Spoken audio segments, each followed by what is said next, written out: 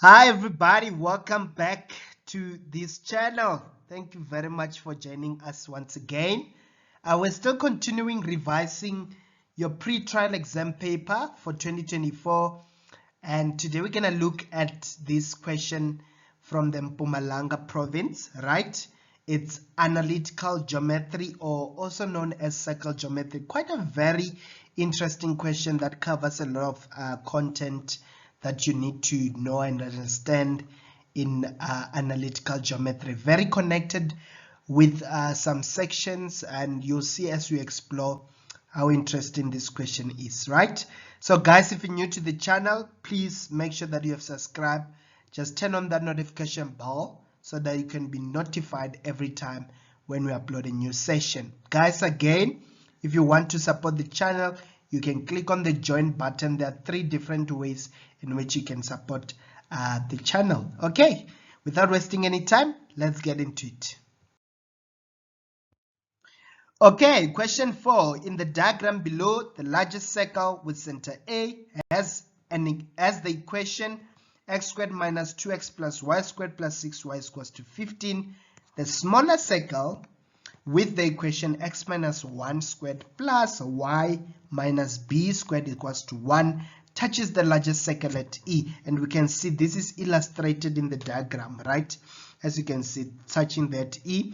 The largest circle cuts the x-axis at B and at what? At C, right? The area of the triangle ABC, you can see there it is what? It is shaded. Okay, so the first question, they want you to determine the coordinate of the center A and the radius of the circle. Coordinate of center A, obviously they are referring to this bigger circle, right? What is the coordinate of center A and what is the radius, right? Okay, so if you check on the statement above, we have been given the equation of that circle, right? Let me just rewrite it. So we are given x squared minus 2x plus y squared plus 6y is equals to 15. This is the equation of the bigger circle, right? And you know that from this equation, by completing the square, we can actually express it in the form of x minus a squared plus y minus b squared is equals to r squared, right? Where a, b are the coordinate of the center, and obviously that one we can also go and get the radius. Okay, so using this idea, what we can do is we're gonna just complete the square in this equation to get the coordinate of center A. Okay, how do we complete the square? You take the coefficient of x. In this case, you have coefficient of x, you also have coefficient of y, right? So what you do, you take the coefficient of x, which is minus 2, you multiply by 1 over 2, you square this, right?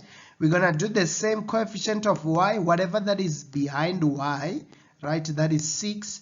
You take it, you multiply by half, and you square it, right? Let us get the answer inside that bracket. So this will cancel this. We have minus 1 squared, and this side will have 6 divided by 2, which is 3 squared. Okay, guys, after getting these values, to complete the square, we go and add them and also subtract them at the same time, right? Or you can prefer to add them on the left hand side. Whatever you'll do on the left, you must also do on the right hand side as well. Okay, so we know that it is minus 1 squared and 3 squared, right? So we're gonna say x squared minus 2x. The one for coefficient of x, it was this one, it gave us minus 1 squared, so I'm gonna say plus minus 1 squared, right? Then I come to this part for y, then I say plus y squared plus 6y. The one for y was 3 squared, right? Let me just erase this. Then I'll say plus 3 squared. Okay, is equals to 15. Whatever that we did on the left, guys, must also be done on the right. Okay, then I'll come and add minus 1 squared. I'll also add 3 squared. Okay, so that our equation remain mathematically balanced. So in this case, I can now look at this one and factorize. Look at this one and factorize, right? So this value inside simplifies for you so that you are able to factorize quite easily, right? So basically, to factorize this portion, it will be x minus 1 all squared. Okay. Then plus, in this case, it will be y plus 3. This is positive, plus 3 squared is equals to, we can punch the calculator and get the answer on that side, right? So when we punch the calculator, we'll get 25. Look at this. We have managed to express the equation of the bigger circle in terms of its standard form, right? Now it's clear, we can go and get the what? And get the center. We can go and get the center. So the coordinate of the center. Obviously, when you get the coordinate of the center, if I'm looking for A now, I'm just going to write it on there. Coordinate of A will be what? Remember, you change the sign when you take it. It will be positive 1. This will be what? Negative 3. Those are the coordinates of A, right? What about the radius? So obviously, you know that this is standing for r squared. R squared equals to 25. It means r equals to root of 25, which is equals to what? Which is equals to 5 units. Okay, I can just write them there. A, it's 1 and minus 3, and the radius is equals to what? Is equals to 5. Okay, let's go to the next question. Okay, so the next question, 4.2, it says determine the coordinate of B and C. Okay, so if you check B in this case and C, it's actually the x-intercept. It's cutting on the x-axis. Can you see? It's on the x-axis. So these are actually the x-intercept of this circle. Can you see? It's actually the x-intercept of the circle, of the bigger circle, right? So we already have the circle in its standard form, or even if you use the normal one, you can still get it, right? Because we know that to get B and C, we need to get the x-intercept, right, of the bigger circle. And to get the x-intercept, we let what? We let y to be equals to 0. So on that equation, I'm just going to let y to be 0. It's x squared minus 2x. Where there is y, I'm going to put 0 plus 6, 0 equals to 15. Okay, so I have x squared minus 2x. This will be 0 equals to 15. If I take 15 to this side, it will be minus 15 is equals to what? Is equals to 0. Then I can factorize this, or if you don't know how to factorize, you can simply use your quadratic formula to get the x-intercept there, right? Okay, so if we factorize, obviously the factors of 15, we have 5 times 3, right? When we subtract them, they must give us minus 2, right? So if it's 5 and 3, minus 5 plus 3 will give me minus 2, right? If I say minus 5 minus 3. So I have minus 5, I have plus 3. Okay, so now we can finally solve for x. X equals to 5 or x equals to negative 3. Okay, we check which of the coordinate is on the negative, which one is on the positive. B is on the negative, it will go with this negative, negative 3 and 0 because it's the x-intercept. Then C is on the positive side, can you see? So it will take the positive 1, 5 and 0. And those are the coordinate of what? Of B and C. Let's go to the next question. Okay, 4.3, it says determine the equation of the tangent to the largest circle at C. Okay, it's 4 marks, guys. It's a lot of marks. We need to find the equation of the tangent to the largest circle at C, right? So they're telling us that that tangent it's passing at C, right? So if I draw the tangent, the line of tangent which will pass at C, it will look like this, right? Mine is not really straight, but yeah, something like that. So we need the equation of that tangent that will pass through that point C on the larger circle. Okay, so what we know, guys, is that A is the center, and if this blue line is the tangent, this is the radius, right? What is the relationship between radius and tangent? They are always what? Perpendicular. Okay, maybe perhaps we should start there by saying the angle A, angle C, how will I call this angle? But we are just saying, okay, we can just say radius perpendicular tangent, right? To show that there will be 90 degrees there. That 90 degrees is very important, guys, because it will enable us to get actually the gradient of the tangent, right? We know that the gradient of the radius, this line, times the gradient of the tangent will be equals to what? Will be equals to -1, right? Do recall that the equation of a tangent of the straight line is mx plus c, right? And we are looking for this m of the tangent, right? What is the gradient of the radius? So we can calculate the gradient of this radius, right? Because we have 2 points. We have A there. We also have C. Can you see? Using these 2 points, we can get the gradient of that radius by saying y2. So I'll take this one, y at C minus y at A divided by x at C minus x at A. Okay, so I'm just going to substitute y at C, it's 0, minus y at A, it's -3, right? We have to be careful there. And then x at C, it is 5, minus x at A, it is 1, right? So that will give me 0, minus into -3, this will be +3, 5 minus 1 will be 4. Okay, so that will be the gradient of that radius. Multiplied by the gradient of the tangent, this will be equals to -1. Why are we saying that? It's because radius is perpendicular tangent, and if two lines are perpendicular, when we multiply their gradient or the product of their gradient will always be -1. Okay, so to get the gradient of the tangent now, I can multiply by the reciprocal of this, right? Times 4/3 both sides, this cancel this cancel this.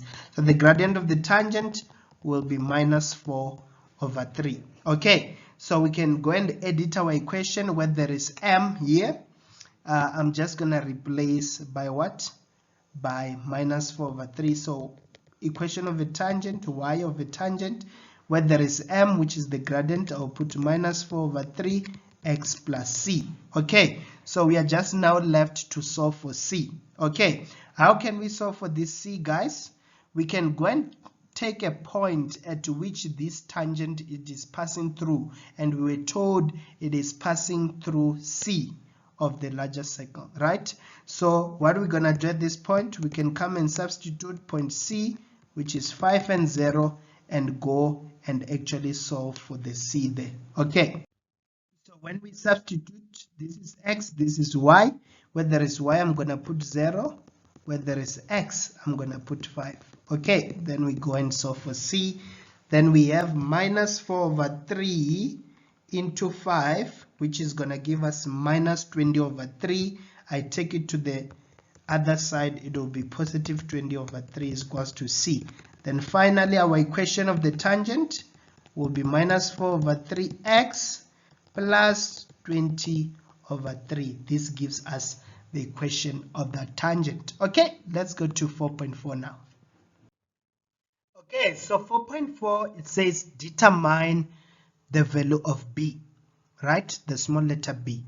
And you can see that in the smaller circle, b is actually part of the point of the center, right? The coordinate of the center, which will be 1 and b. Okay, let me just put it on this side. Sorry, it's 1 and b at the center there, right?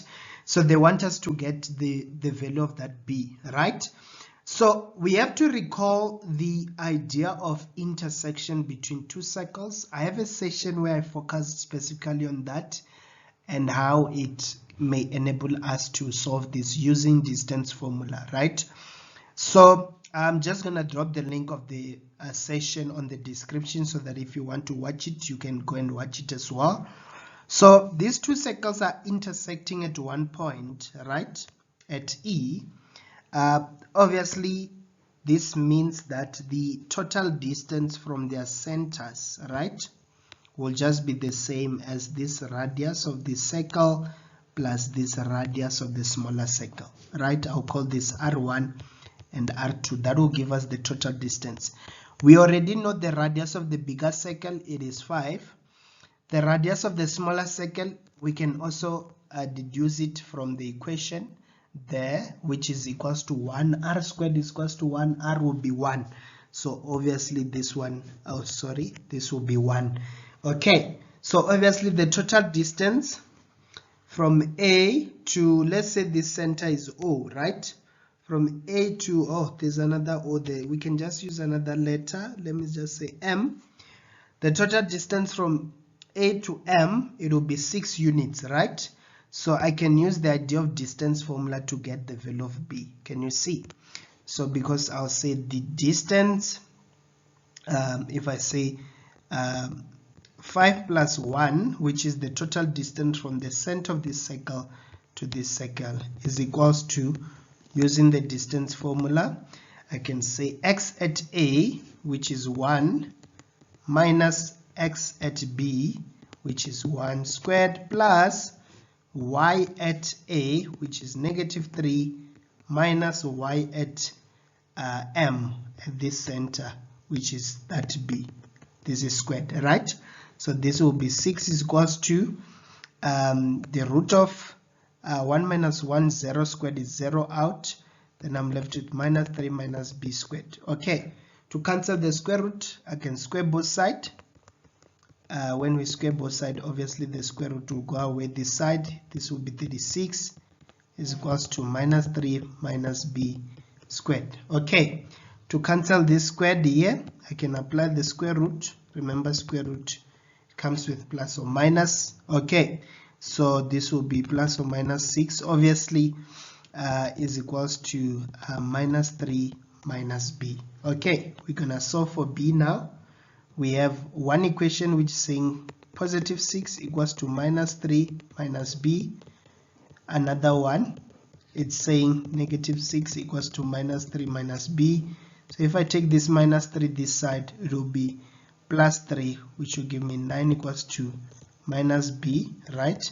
Giving me B is equals to negative 9. Okay, or the one with negative 6, minus 6 plus 3 is equals to minus B, right? Where will I write this? Okay, let me just write it down here. Hopefully you can see this will be minus 3 equals to minus B. Then obviously this one will say B is equals to positive 3. Okay, so we have two values. We have B is equals to negative 9. We also have B is equals to minus 3. Okay, positive 3, sorry. Obviously you have to check where is your B located. B is your Y, right? It's your Y coordinate, which is obviously on the negative side. So obviously this one won't be the answer. B will be equals to 9 will be the correct answer because it's on the negative side. Okay, let's go to 4.5 now. It says determine the size of theta rounded off to 1 decimal place. Assume that theta is an obtuse angle. Okay, so we need theta, and if you check, this is where theta is. Let me just use a highlighter so that you can see, or maybe a pointer. You can see this is where theta is, right, on that shaded triangle. So obviously I know this side because its radius is 5. This one also, it's 5 is the radius. I can also find this length. Can you see? Because it's on the x-axis, right? X-axis. So this distance from 0 to here, it's 3 units. from here to here, it's 5. So the total distance will be 5 plus 3, which will be what? Which will be 8. Okay, can you see that? So this distance here, it will be 8 units because it's from 0 to 3 here and from 0 to 5. So if we add that, it will be 8 units, right? So you now have your triangle like this, where you know this is 5, this is 5, your theta is here, this one is 8. Okay, you have to think which rule can you use. Obviously, to solve for theta, we're gonna go for the what? For the cosine rule, right? Because we have all the sides of the triangle and we are looking for that angle. Okay, so the cosine rule will be the square of the side facing the angle. 8 squared is equals to the square of the other two sides, 5 squared plus 5 squared minus 2 into 5 times 5, the cos of theta. Okay, so we can quickly simplify this. I know maybe some of you might have preferred to use the alphabet first, to name using the alphabet, because this is B, this is C, and this is A, right? Some of you might have preferred to say BC squared is equals to AB squared plus what? AC squared minus 2AB times AC cos theta. Okay, then you just write cosine rule. Okay, so if you simplify, you'll have 64, right? If you say 8 squared, 64 is equals to 5 squared plus 5 squared, that's like 25 plus 25, which is 50, right? So this is like 50 minus 2 times 5, right? That will give us what? Minus 50 cos theta. Okay, we want to solve for theta really, so I'm just gonna take this 50 to this side. It's positive, it will be negative, then I'm left with minus 50 cos theta. Then we can divide by negative 50, divide by negative 50. Okay, so 64 minus 50, it's gonna be 14 divided by negative 50. Okay, which will give us negative 7 over 25. So we'll now have cos theta is equals to minus 7 over 25. Then theta, it will be arc cos of negative 7 over what? Over 25. And we can now finally get our value of theta. So our theta will be, let me write it in red, maybe theta will be equals to 106.26 degrees, right? So you can see theta is an obtuse angle. They've given you a hint, right? 106.26 degrees. It's an obtuse angle because it is greater than 90 but less than 180. Okay, let's go to the last question, 4.6. Quite an interesting question. It says determine the area of the unshaded part of the larger circle. Okay, so on the larger circle, we want the area of the unshaded part. We know they shaded that triangle, right? So obviously, to get the area of the unshaded part of the larger circle, it will be equals to the area of the circle, right? Of the larger circle. Let me say the larger circle. We take the area of the whole larger circle and we remove the area of triangle ABC, right? The shaded region. Okay, if we calculate the area of the bigger circle, you remove the area of the shaded triangle there. The area of the triangle, you'll get the area of the unshaded part, right? So obviously that's how we're gonna solve it. What is the area of the larger circle? We know that it's pi r squared, right? And we know the radius, right? The radius of the larger circle is 5, so I can come and replace here with 5 squared, right? So that will be the area of the larger circle, which is pi 5 squared, right? Pi r squared. Okay, so minus the area of the triangle ABC. It's not a right angle triangle, guys. So now you have to think about the area rule because ABC is not a right angle triangle. Okay, so we know that we know the angle in between there, which is 106.26 degrees. Can you see? This is very important, guys. So these questions are connected to the previous one. So if you fail to get this angle, it was gonna be very difficult also for you to get the area of this triangle. Okay, so to get the area of triangle ABC, let me use a different marker, maybe red. It will be what? Half AB, I'm using area rule. I say half AB, I'm taking this side, times AC, the sine of the included angle. So if I take this side and I take this side, I'll take the sine of the angle in between, right? The included angle, which is the sine of theta. Okay, so we can go and simplify this, guys. So this will be 25 pi, right, minus 1 over 2. What is my AB? It's 5. It's the radius. AC is also 5. The sine of 106.26 degrees. Okay, then you can just simply punch your calculator and get the answer, or we can rather first find the answer of the area of the shaded triangle there. All right. Okay, so if you punch the calculator, this area is gonna give you about 12.00, right? So you'll be left with like 25 pi minus 12.00. Then the final answer, right?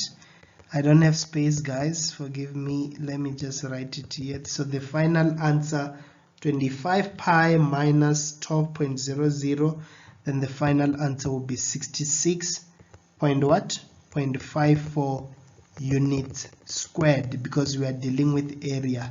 This is units squared. Okay, guys, I hope you find this session helpful. Don't forget to like, share, comment, and subscribe. See you soon. Bye.